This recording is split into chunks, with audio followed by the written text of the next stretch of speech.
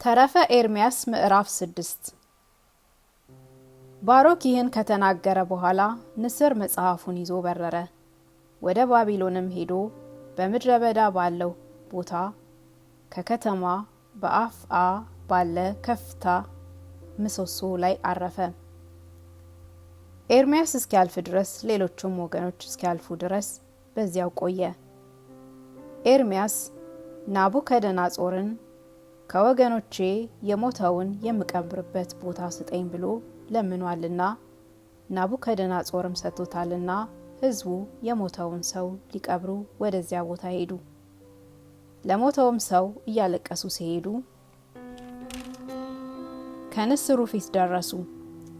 በዚያም ቦታ ሆኖ በታላቅ ቃል አሰምቶ ጮኸ። አምላክ የመረጠህ ኤርምያስ ላንተ እነግርሃለሁ፣ ሄደህ ሕዝቡን ሁሉ ሰብስባቸው፣ እኔ ያመጣሁትን በጎ የምስራች እስኪሰሙ ድረስ ወደዚህ ይምጡ አለው። ኤርምያስም ይህንን ሰምቶ እግዚአብሔርን አመሰገነው። ያን ጊዜም ሕዝቡን ሁሉ ልጆቻቸውን ሚስቶቻቸውንም ሰበሰበ።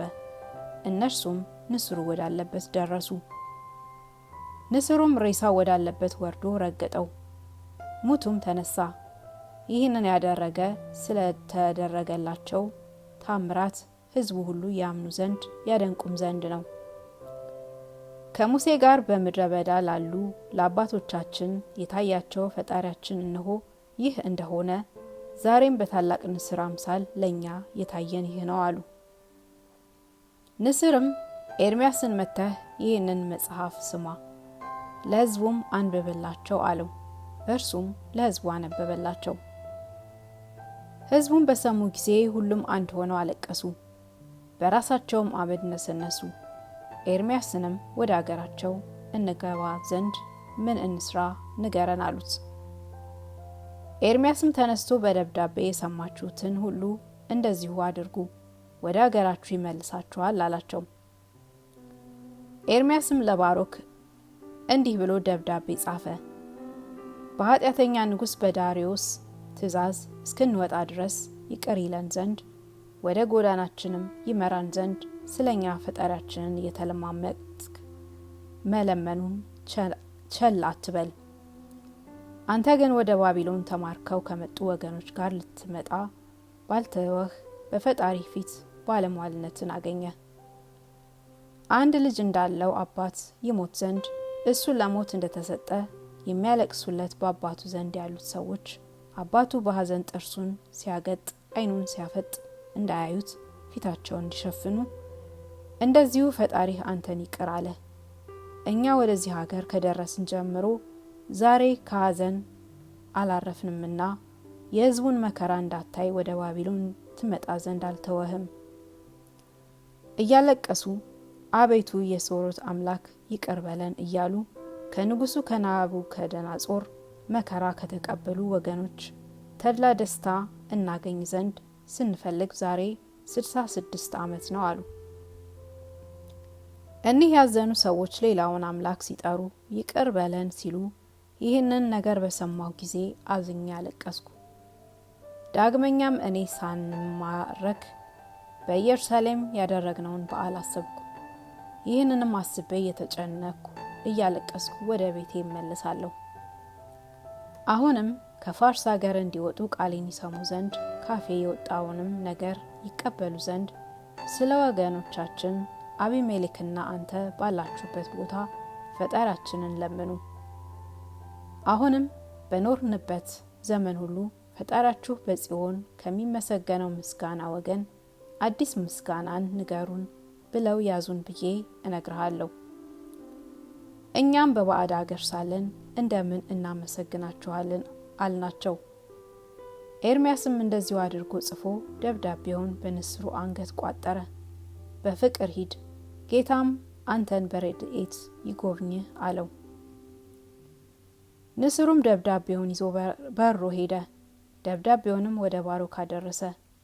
ባሮክም ደብዳቤውን አንስቶ አነበበው።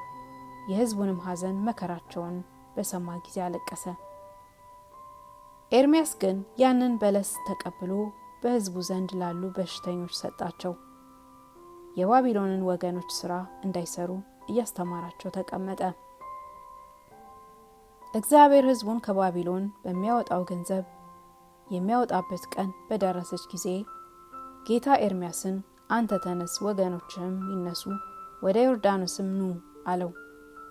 ሕዝቡንም ጌታ የባቢሎን ወገኖች ስራ ይተዉ ዘንድ ይወዳል በላቸው። ከእናንተ ሴቶችን ያገባ ወንድን፣ ወንዶችን ያገቡ ሴቶችንም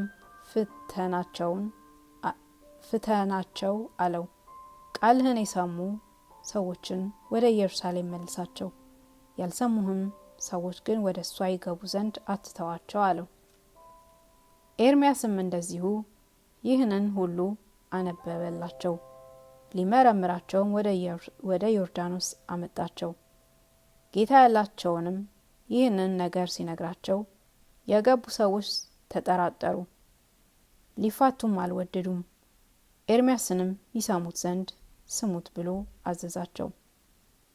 ምሽጎችንን ለዘላለሙ አንተውም፣ ከኛ ጋር ወደ አገራችን እንወስዳቸዋለን ያሉ ሰዎች አሉ። ከዮርዳኖስም አልፈው ወደ ኢየሩሳሌም ደረሱ። ኤርምያስ፣ አቢሜሌክና ባሮክም ከባቢሎን ሴት ያገባ ሰው ሁሉ ወደ አገራችን አይገባም ብለው በጠላትነት ተነሱባቸው። ምስት ያገቡ ሰዎችም ባልንጀሮቻቸውን ተነሱ፣ ወደ ባቢሎን እንመለስ አሏቸው። ወደ ባቢሎንም ተመልሰው ሄዱ። የባቢሎንም ሰዎች ባዩአቸው ጊዜ ሊቀበሏቸው ወጡ። እናንተ አስቀድማችሁ እኛን ጠልታችሁናልና ከኛ ተሰውራችሁ ወጣችሁ ብለው ወደ ባቢሎን ይገቡ ዘንድ አልተዋቸውም። ከኛ ተሰውራችሁ ስለወጣችሁ ሴቶች ልጆቻችሁንና እናንተን እንዳንቀበላችሁ በፈጣሪያችን ስም ምለናልና ስለዚህ ነገር በደላችሁ ወደ አገራችን አትገቡም አሏቸው። እንደዚህ ያለውን ቃል ሰምተው ወደ ኢየሩሳሌም ተመለሱ። በኢየሩሳሌም አውራጃ አገር አቀኑ። ያንን አገር ሰማሪያ አሉት። ኤርምያስም ንስሐ ግቡ ብሎ ወደ እነሱ ላከ።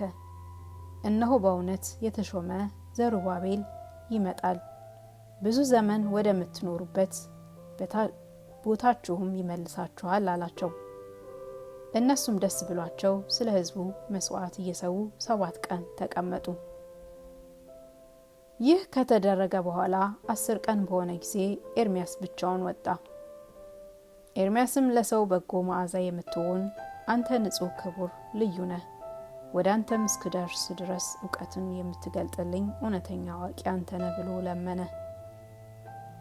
ስለ ወገኖች ስለ እስራኤል እለምንሃለሁ፣ ስለ ተወደደ ስለ ሱራፌል ምስጋና በጎ መዓዛ ስላለው ስለ ኪሩቤልም ዕጣን እለምንሃለሁ። ለእውነት ነገር የሚላክ የሚካኤል በእውነት አመስጋኝ ነው። እውቀቱን የሚገልጥልኝ ጻድቃን እስከ ገቡባቸው ድረስ የእውነት በሮቹን የሚከፍትልኝ እሱ ነው። የሁሉ ጌታ አቤቱ እለምንሃለሁ፣ ሁሉን የምትገዛ ጌታ አንተ ነህ። የምታየውን ሁሉ የማይታየውንም ፈጥሮ ጨረሰ። የተሰወረውን ሁሉ ሳይፈጥርም ተሰውሮ የነበረውን ሁሉ በሱ ዘንድ አለ። ይህንን ጸሎት ጸለየ። ልመናውንም ከጨረሰ በኋላ ኤርምያስ ወደ ቤተ መቅደስ ገብቶ ቆመ። አቢሜሌክና ባሮክም ከሱ ጋር ነበሩ። ኤርምያስም ነፍሱ ከስጋው እንደተለየች እንደ አንድ ሰው ሆነ። ያን ጊዜም አቢሜሌክና ባሮክ ወድቀው ቃላቸውን አሰምተው ጮሁ። የፈጣሪያችን አገልጋይ አባታችን ኤርምያስ ከኛ ተለይቶ ሞተ፣ ወዮልን አሉ። ሕዝቡም እንዲህ ሲሉ ሰምተው ወደ እሱ ሮጡ። ኤርምያስንም ሞቱ ወድቆ አገኙት። ልብሶቻቸውንም ቀደዱ፣ በራሳቸውም ትቢያ ነሰነሱ፣ የሚያሳዝን ልቅሶንም አለቀሱ። የሚቀብሩትንም መግነዝ ካዘጋጁ በኋላ ደህና ነውና ነፍሱም ዳግመኛ ወደ ስጋው ትመለሳለችና አትገንዙት የሚል ቃል መጣ። ይህንንም ቃል በሰሙ ጊዜ ዳግመኛ ነፍሱ ወደ ስጋው እስክትመለስ ድረስ እየጠበቁት 3 ቀን በዙሪያው ተቀመጡ እንጂ ይህንን አልገነዙትም። በሁሉም መካከል ቃል ተሰማ፣ ፈጣሪያችንን በአንድ ቃል አመስግኑት፣ የሚያነሳችሁ የአብ ልጅ ወልድንም ሁላችሁ አመስግኑት። የዓለሙ ሁሉ ብርሃን የሚሆን የአብ ልጅ ኢየሱስም ይፈርድባችኋል አለ። የማይጠፋ ፋና ነው፣ በሃይማኖት የሚገኝ ሕይወትም ነው። ከዚህ ዘመን በኋላ ሰው ሆኖ ወደዚህ ዓለም ለመምጣቱ 333 የቀን ሱባኤ ይደረጋል። በገነት ያለ ያልተተከለም ደህንነት ያለው እንጨት ነው። ፍሬ የሚያወጡ እንጨቶችንም ሁሉ ፍሬ እንዲያወጡ ያደርጋቸዋል። የደረቁትም እንጨቶች ወደሱ ይመጡ ዘንድ እንዲመጡ ያደርጋቸዋል። ፍሬ የሚያስገኙ ዘንድ ፍሬ እንዲያስገኙ፣ ይለመልሙም ዘንድ እንዲለመልሙ ያደርጋቸዋል። ፍሬያቸውም ልጆቻቸው ከመላእክት ጋር ይኖራል። የእንጨቶችንም ተክል እንዲለመልሙ ያድጉም ዘንድ እንዲያድጉ ያደርጋቸዋል። ስሩ ምድርን እንዳልያዘ ተክል ስራቸው እንዳይደርቅ ለሰማያዊ እግዚአብሔር ግብርን እንስጥ ምስጋናን። ቀይ መልክ ያለው ቀለምም እንደ ብዝት ይነጣል። የጣፈጠው ውሃ መራራ ይሆናል፣ መራራውም ውሃ የጣፈጠ ይሆናል።